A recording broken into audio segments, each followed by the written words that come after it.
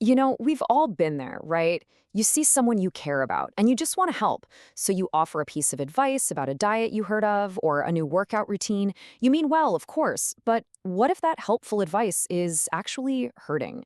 Today, we're going to look at this from a totally different angle, one that might really change how you see things. Just take a second and really hear these words. Please stop giving us those lectures. This isn't someone just being defensive. This is a real, honest plea. It's coming from a place of total frustration. It's a cry to be seen for the effort being made, not for the results you think you should be seeing. So, okay, where does a plea like that even come from? Well, more often than not, it comes from a place of huge, invisible effort. There's a whole struggle happening that most of us just don't see. Let's talk about that. I think the biggest misconception, and honestly the one that hurts the most, is the assumption that if someone is struggling with their weight, they just aren't trying, that they lack willpower. But what if the reality is the complete opposite? What if they're trying so hard in ways you can't even begin to imagine? I mean, just look at the sheer number of things people try. We're talking about keto, calorie counting, intermittent fasting. The source material even mentioned trying 100 types of diets. Think about that. This isn't a casual one-off attempt. This is a constant grinding search for something, anything that will finally work.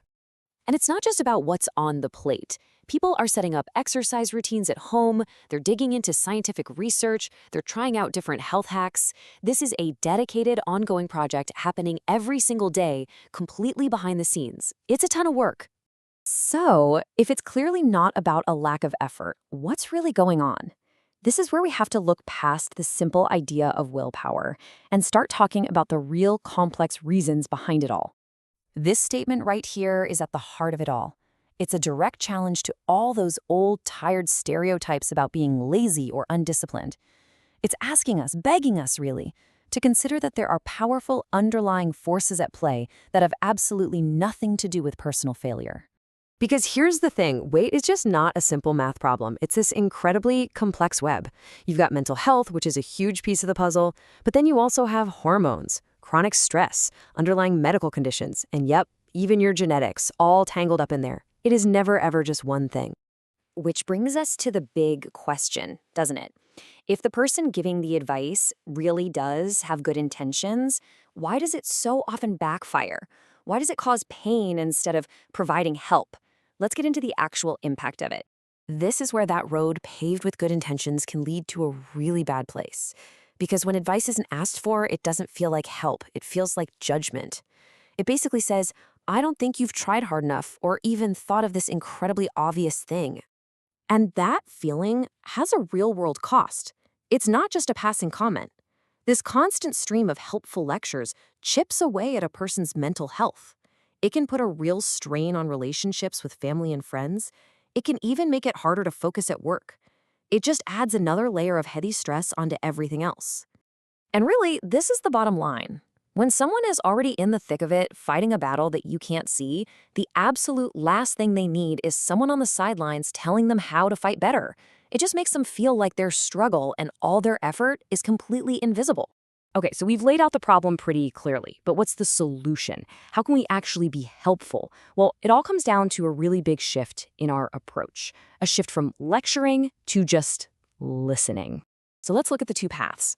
On one side, you've got the unhelpful stuff, jumping in with lectures, giving advice nobody asked for, and assuming you've got the magic answer. And on the other side, that's the stuff that actually helps, listening, taking a moment to educate yourself, and offering genuine human empathy. So what does that look like in practice? It's actually pretty simple. Step 1, educate yourself. Just start with the understanding that this stuff is complicated. Step 2, listen without trying to fix anything. You could just ask, hey, do you want to talk about it? And if they do, your only job is to listen. And step 3, offer empathy, not solutions. Sometimes the most powerful thing you can say is, wow, that sounds incredibly frustrating. I'm here for you. So as we wrap this up, I want to leave you with one final really important idea. It's about choosing compassion over the need to correct someone. Just let that sink in for a moment. The most valuable thing you can offer isn't your opinion, it's your understanding. So next time you feel the urge to offer that helpful tip, maybe just pause and ask yourself what that person might really need. Because I can almost guarantee it's not another solution. It's your respect, your compassion, and your support.